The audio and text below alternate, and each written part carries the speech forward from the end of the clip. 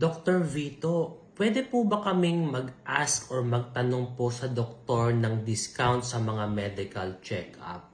Yan po kasi ang kalimitang tanong sa akin ng mga kinigilo nating mga taga-subaybay.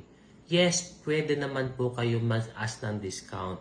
Pero kailangan nyo po i-consider itong mga following reason din namin. Number one, papaano po yung aming binabayaran sa aming clinic? Minsan mahal po ang renta. Number 2, air condition naman po yung waiting area po natin. Number 3, maganda naman po yung service na aming binibigay sa inyo, de kalidad. Pang-apat po, paano yung aming pagpapasweldo sa mga staff namin, secretaries and mga nurses. Pangsunod kapatid, nagbabayad din po kami ng tubig at kuryente.